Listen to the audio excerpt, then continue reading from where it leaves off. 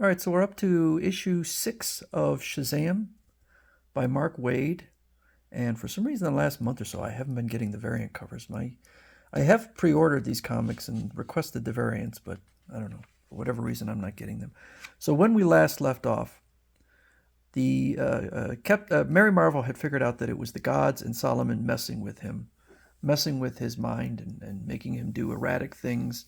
And so he has vowed to never become Captain Marvel again. And Freddie Freeman in the last issue said, if Billy won't do it, I'll do it.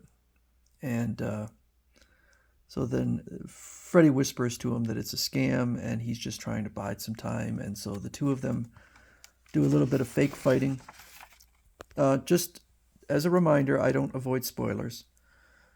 So if you don't want it spoiled, stop watching.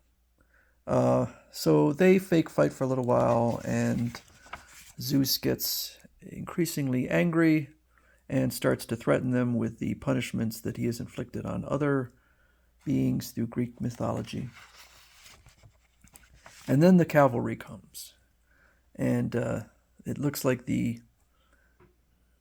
Billy's family, along with the dinosaur, have raided his trophy room and grabbed various weapons. So clearly, Captain Marvel has had a career well beyond what we're seeing here.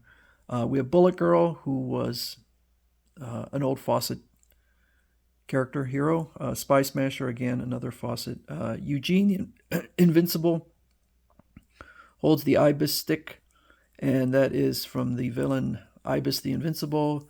Mr. Atom, so Pedro, has the robot armor, which doesn't really make sense since Mr. Atom was gigantic. And then they are now called the New Squadron of Justice, and they are going to fight the gods, which seems a bit strange.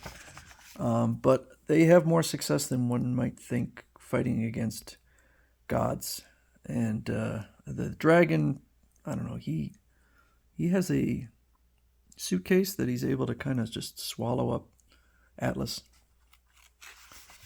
So the fight goes on, and Mercury's doing his thing, and then Zeus says, everyone stop fighting now. And somehow they change him into a duck. I don't know. I don't understand. They're laughing at him. He also seems to talk like Daffy Duck. Children, stop. It's no laughing matter. This isn't funny. So I don't know why. I don't know what they used. Maybe it was the Ibis stick. I don't know. Somehow they turned him into a duck. And they continue fighting for a little bit longer. And so Billy goes to Solomon, and I guess Solomon is not really on board with what the gods are doing. Solomon is the only non-god among the six. By the way, I did not know this, but Keith Giffen passed away, and he was one of my favorite creators in his time, in like the late 80s, early 90s. Not even that old, so 52, so he'd been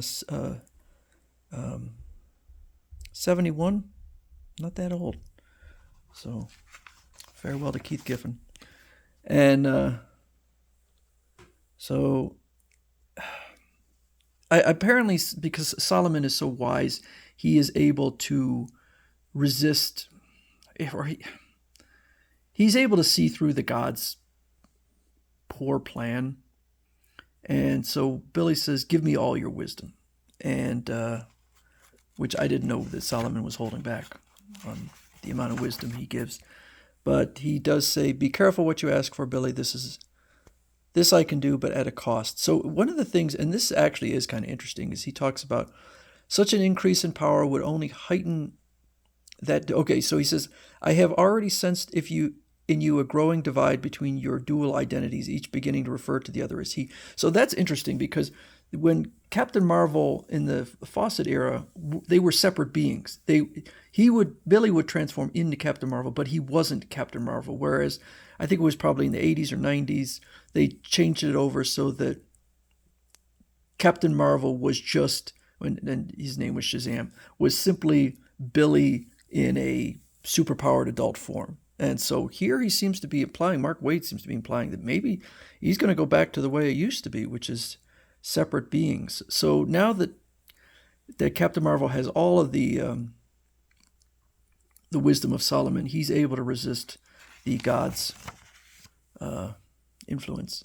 And so then he gets in an argument with Zeus, and Zeus really is like an idiot, and he's even saying, that this wouldn't even work. This plan of his to make Captain Marvel seem out of control in order to get people to respect the old gods, or because what purpose is that? He says, if you're so afraid of being forgotten, I offer you a better solution. Stop looking for proxies. Come to Earth yourself and be seen. Find good things to do, helpful things. So that seems like a good idea. Just go there and say, hey, here we are. And Zeus is like, you will respect us. Oh, Jesus, so, an idiot. And then he finishes off, says, take your family and get out of our sight. We will take your words under advisement. So I don't know if they're going to continue with that. Maybe the gods are going to come to Earth, but I'm pretty sure this story arc is over with. Hopefully. So then we go back to the dinosaurs, and the dinosaurs are so they're space dinosaurs, and they're on their spaceship flying around. It's they're making jokes in here about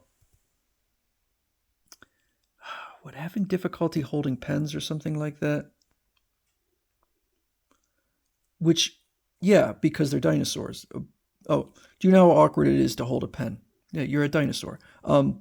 Yeah, you would think that a dinosaur race would create their tools around their limitations.